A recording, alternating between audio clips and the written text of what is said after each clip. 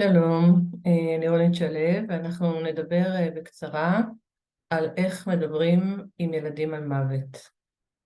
אני מרצה במכללה האקדמית עמק יזרעאל, ואני עמיתה במעבדת המחקר של פרופסור שמשון רובין לחקר אובדן שכול באוניברסיטת חיפה.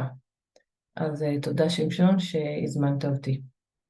הדבר הראשון שאני רוצה להגיד בהקשר של ילדים, שאנחנו מדברים על ילדים, אנחנו מדברים על ילדים שמלווים בהורים שלהם, ילדים שנמצאים כעת או באבל או חווים את המוות מסביבם, של חברים שלהם, של משפחות שלהם, של כיתות שלמות שנפגעו.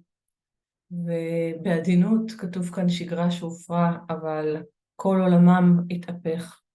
ילדים שכן היו, או ילדים שרק שומעים מהחדשות, חווים חששות, חווים פחדים.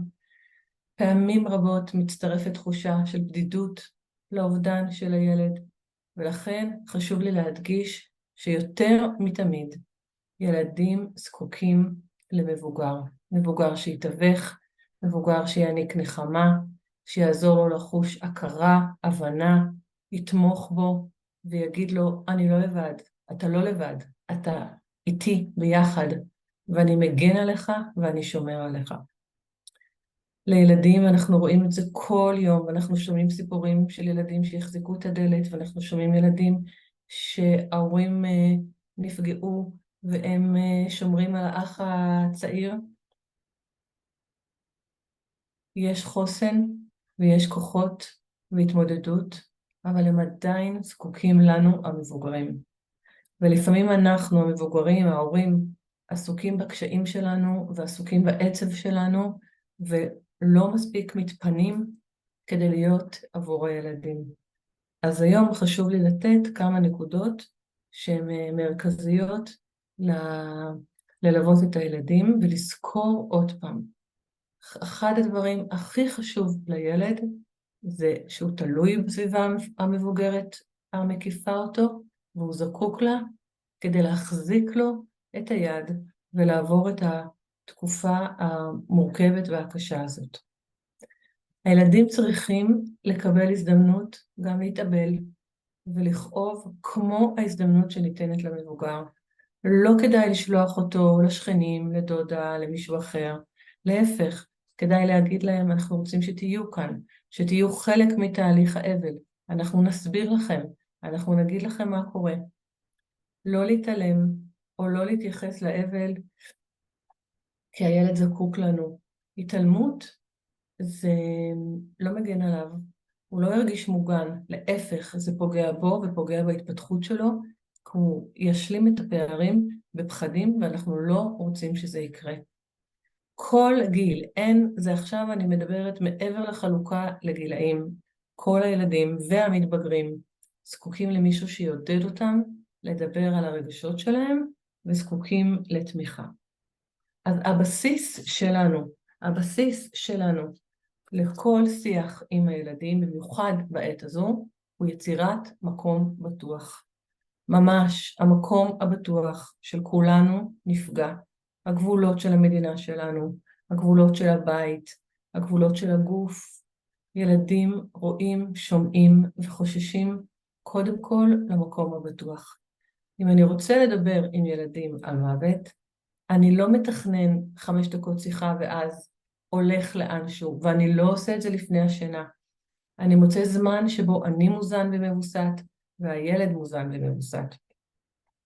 ולכן הבסיס לכל שיח עם הילדים בעת הזו, הוא קודם כל יצירת מרחב בטוח פיזי, מקום שקט, מקום שנעים להיות בו בבית, מקום שהילד יכול להתרפק, יכול לחבק, יכול לשאול שאלות. גם אם אני חוששת, גם אם אני כמבוגר חוששת ממה הילד ישאל, אני מנסה לאסוף את כוחותיי ולתת מקום דווקא לשאלות שלו. מה מטריד אותו? למה הוא חשוף? מה אתה יודע? לשאול אותם, תגיד, מה שמעת? מה אתה יודע? ומשם לענות. בכל משפחה יש לנו לפעמים כמה ילדים, וכמו שכל מבוגר מתאבל בדרכו, גם כל ילד מתאבל בדרכו. אז הילדים צריכים לדעת קודם כל שהמבוגר מסביב יכול להכיל אותו, שאם הוא ירגיש שיש משהו שמבהיל אותו, שמלחיץ אותו, יש שם מישהו שיהיה בשבילו, ושאני לא לבד. איך הכי טוב לתקשר עם ילדים?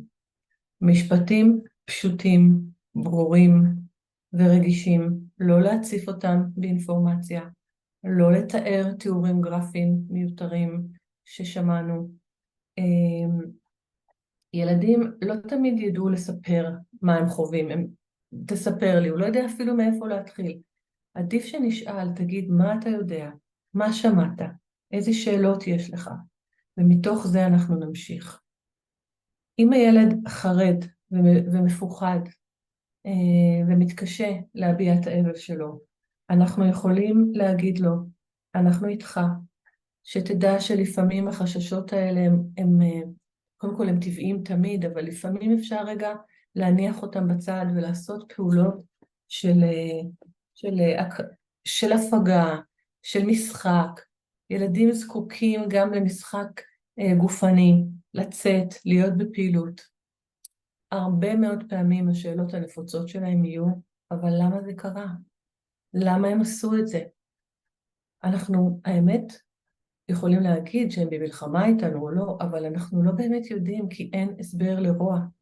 אין הסבר להתנהגות הקשה שחווינו, ואפשר לא לגעת ברוע, אלא אפשר לגעת בהעצמת הביטחון.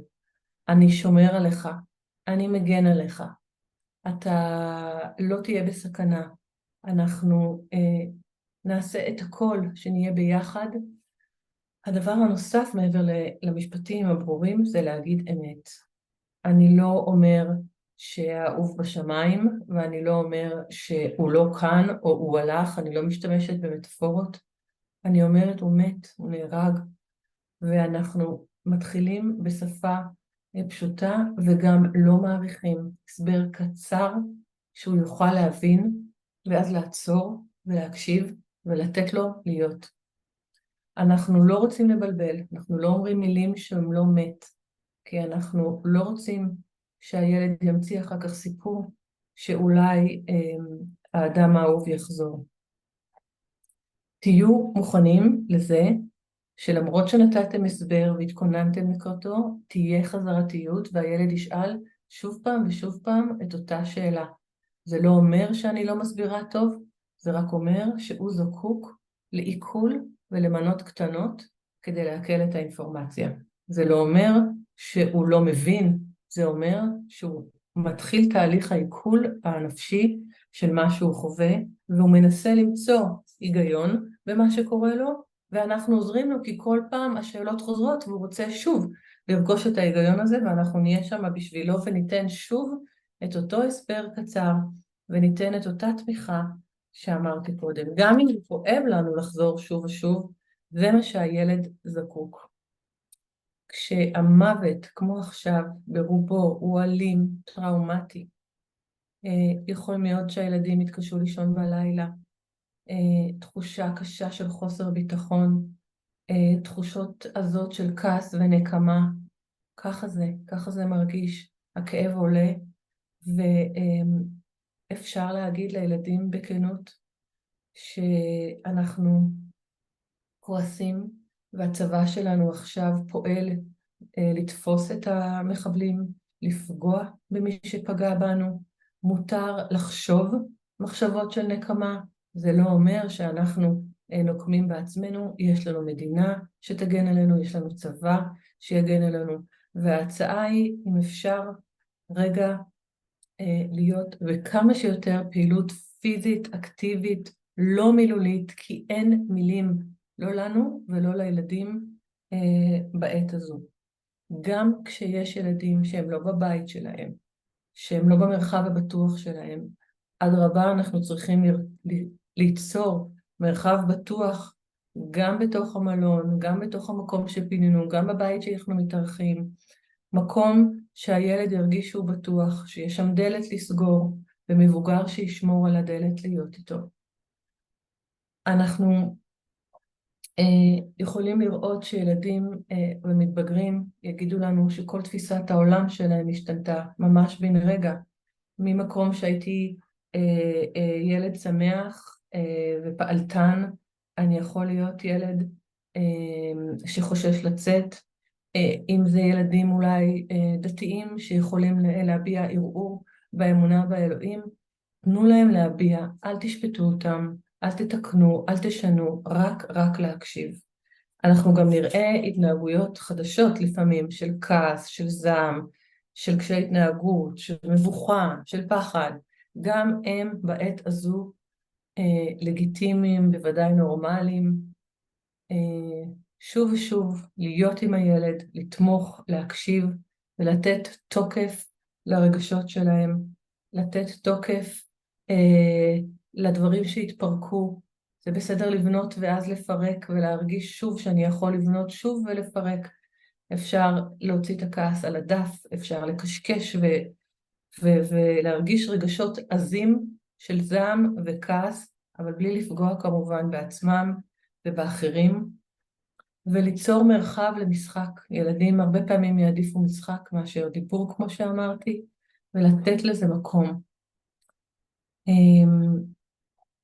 גם הסביבה שאנחנו נמצאים בה, הסביבה החדשה, הילדים פוגשים ילדים אחרים, שומעים סיפורים חדשים, לפעמים סיפורים של כאב, של זוועות, סיפורים של אבל, לשאול אותם, מה אתה הבנת? למה אתה זקוק? האם אתה רוצה שאני אסביר? וגם כאן להסביר ולתת פשר ומענה למה שהם אומרים.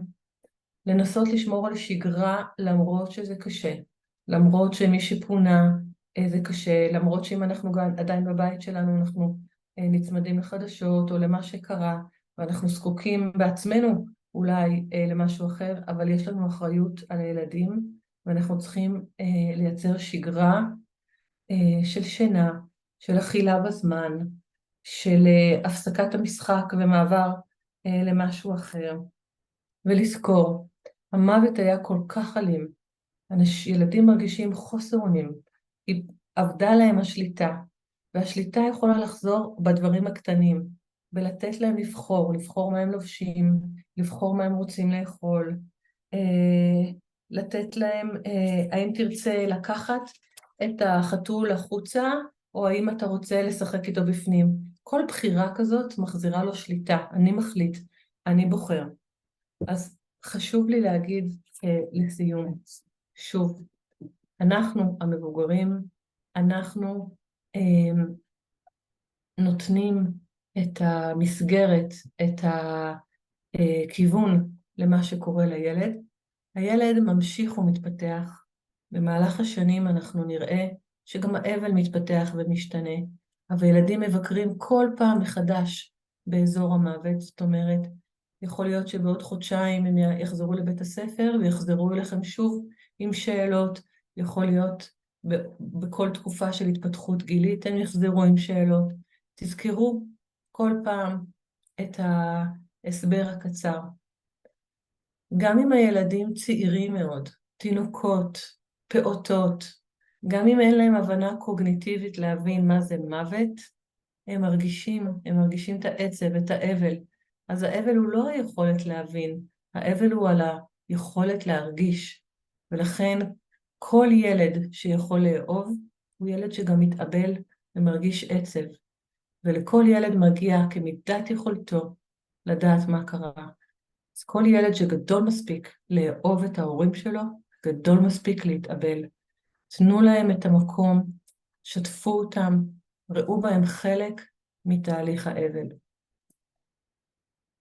זה קשה להיות הורה לילד שהוא באבל, קשה לראות את הילדים שלנו סובלים, ולפעמים גם לנו עצמנו יש קושי ובדידות, ואנחנו צריכים לשים לב מה קורה לנו. אז אנחנו יכולים להיות עם יד על הלב, בחמלה לעצמנו, ואני יודע שגם לי קשה, אבל אני עושה את הכי טוב שאני יכול בעת הזו לשמור על הילד שלי, מאוד חשוב לילד, ההורים שלו. אם חלילה ההורה מת, אז ההורה שנותר, ואם אח, אז ההורים, ואם ילדים חווים אובדן של המבוגרים, אז המבוגרים אחרים בסביבה אמורים לתת, כמו כל מה שאמרנו, את הוויסות, את ההרגעה, את המקור של הביטחון. אנחנו המודל. אני רוצה להזכיר בקצרה את המודל הדו-מסלולי של פרופסור רובין בהקשר של ילדים. ואני אתן דוגמה מתוך מחקר של פרידה נאסר מ-2005 על נער שאיבד בגיל 8 את אביו. האב נהרג בתאונת דרכים. ובעצם אנחנו רואים ילד שאחרי תקופת השבעה חוזר לבית הספר ובסך הכל מתפקד. הוא עושה שיעורי בית, הוא נפגש עם חברים, ההישגים שלו טובים, וזה מסלול שאנחנו קוראים לו המסלול של התפקוד. אני מאוד ממליצה לכם לראות באתר של המעבדה את ההסבר של פרופסור שמשון רובין על המודל הדו-מסלולי לאובדן.